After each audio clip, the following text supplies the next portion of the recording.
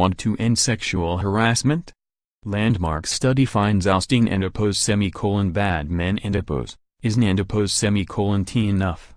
When sexual harassment happens, it's easy, and not wrong, to blame individual perpetrators, that is, the bad men. And over the past couple of years, lots of men have been fired, demoted, arrested and publicly shamed for various acts of sexual misconduct. But a major study from the National Academies of Sciences, Engineering, and Medicine outlines a more comprehensive way of looking at sexual harassment within organizations and identifies the strongest predictor of such behavior. Surprisingly, it has little to do with individual perpetrators. The study finds that the strongest, most potent predictor of sexual harassment is essentially the culture of the company, what the researchers call organizational climate. If employees believe that their organization takes harassment seriously, then harassment is less likely to happen, according to the 311-page report released Tuesday. That faith and fair treatment acts as a deterrent against bad actors and encourages workers to speak up about harassment, key to keeping bad behavior at bay. It's not about rooting out the bad apples, we need to focus on the whole barrel, said Lilia Curtina, a professor of psychology and women's studies at the University of Michigan and one of 21 experts who authored the report.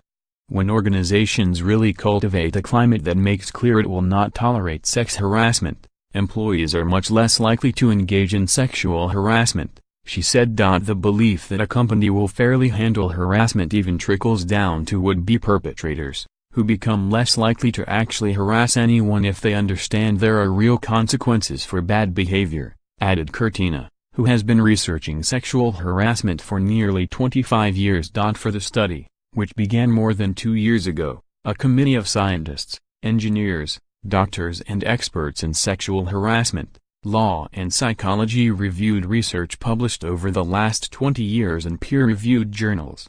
They also commissioned a survey of women in science, engineering and medicine who answered questions about their experiences. Additionally, they conducted an analysis of student and faculty survey data from 2 large state university systems. The study uncovered a massive harassment problem in the sciences, particularly at medical schools, where students were most likely to be harassed, The Washington Post pointed out. More than 50% of the faculty members said they experienced harassment, according to the data. A culture of harassment. Though the researchers focused on academia, many of the study's findings are also applicable to the private sector, which is grappling with its own sexual misconduct crisis. These days, it's not hard to turn up real-world examples that match up with the researchers' findings. If you dig to the bottom of any of the recent news reports on men who've been accused of sexual misconduct, you'll typically find a twisted corporate culture. At NBC News, for example, it was widely known that Today Show host Matt Lauer, who was fired for alleged sexual misconduct late last year, often behaved in ways that crossed the line into harassment. He was flirtatious, would frequently make jokes, some with sexual overtones, and would openly engage in sexually oriented banter in the workplace, according to an internal investigation that NBC conducted in the months after Lauer left the company. For its investigation, the news network said it interviewed 68 current and former employees about Lauer's behavior. The report claims that no high-up executives were aware of his misconduct. The NBC report, which was criticized for being conducted internally and not by an outside law firm, ultimately concludes that the company doesn't have a culture of harassment. The investigation team does not believe that there is a current widespread or systemic pattern of behavior that violates company policy or a current culture of harassment in the news division, it says. But the details in the report belie that claim. Several of the women interviewed said they believed Lauer was hitting on them, particularly by complimenting their looks in sexually suggestive ways. We can even see evidence of this on the Today Show. The women said that after they deflected his advances, Lauer moved on. The NBC investigators claimed that this behavior doesn't rise to the level of hostile work environment. Yet it does appear to be part of an atmosphere in which Lauer was permitted to act in ways that made women uncomfortable, and it's clear they had little power to change the situation. What's striking is that no one bothered to do anything about his behavior, except for former Today Show co-host Ann Curry, who says that her complaint went ignored. Was it because Lauer's behavior didn't bother these women? No. They told investigators they feared retaliation and didn't think complaints would be kept confidential. This is what is meant by organizational climate. Intentionally or not, NBC employees got the message that the company, which is mostly run by men, didn't want to hear about their problems with Lauer, a network star. In an environment where employees fear retaliation and don't believe perpetrators will be punished, harassers, particular company stars, can more easily get away with bad behavior. Just look at the apparatus of lawyers and enablers that helped disgraced Hollywood producer Harvey Weinstein get away with harassment and even sexual assault for so many years. Donald Trump wasn't incorrect in saying, when you're a star, they let you do it. When men outnumber women, the second most potent predictor of harassment, the study found, is whether the men at an organization outnumber the women, particularly at the top of the org chart. That puts most big public companies at risk, especially in the male-dominated tech and finance sectors. If the profession is traditionally male, again, tech and banking serve as good examples, the chances of harassment rise. The researchers helpfully define sexual harassment, too. It's a spectrum of behaviors, some of which are not illegal. It ranges from a pattern of hostile remarks about a person's gender to unwelcome sexual advances to requests for quid pro quo romance. For example, have sex with me and I'll promote you, don't and I'll fire you. The researchers also identify ambient harassment, in which people can be negatively affected even if they aren't directly experiencing any of those advances, but are still left to witness the abhorrent behavior. The story of what happened at Uber tracks with this finding.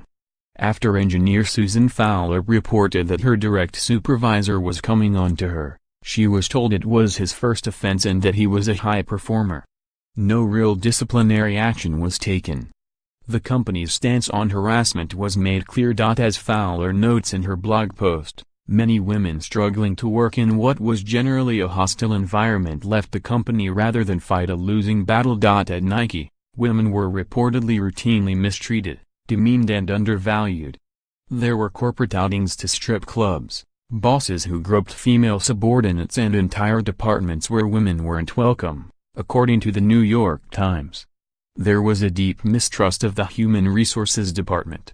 Some avoided the department altogether, fearing retribution or convinced nothing would happen, according to the Times. Then, just recently, some female workers took it upon themselves to raise the issue with the sporting goods company's CEO, sparking a cultural upheaval. Editors and writers at the New Republic put up with Leon Wieseltier's sexual misconduct for years, according to reports, because no one thought the magazine would do anything to stop his behavior. Indeed, revelations about his misconduct only surfaced last year as the Me Too movement was kicking into high gear. He'd already left the magazine, but the allegations prevented him from landing a new high-profile role. I think there was part of it that was out in the open that was culturally accepted, said former New Republic editor Franklin Foer. Here were, to my shame, a handful of times where I heard him talking about women in the office where I didn't object or didn't complain. In other words, that's just how it was. But it's not how it has to be. Since Fowler's blog post, Uber has gotten rid of its CEO, who was known for his bullying and offensive behavior.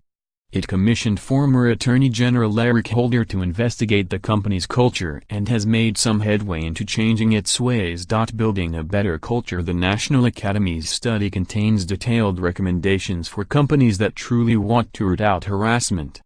First, make it clear what kinds of behaviors are not tolerated. It is not enough to merely say harassment isn't tolerated, but to offer detailed and clear examples.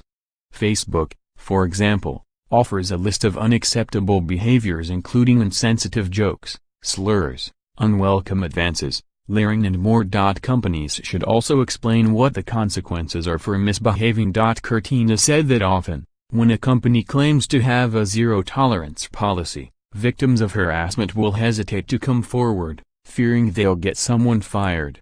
It's counterproductive. Businesses should also dispense with the secrecy and let employees know what sorts of actions have been taken. Too often, cases are settled and shrouded in non-disclosure agreements or secretly punted to private arbitration.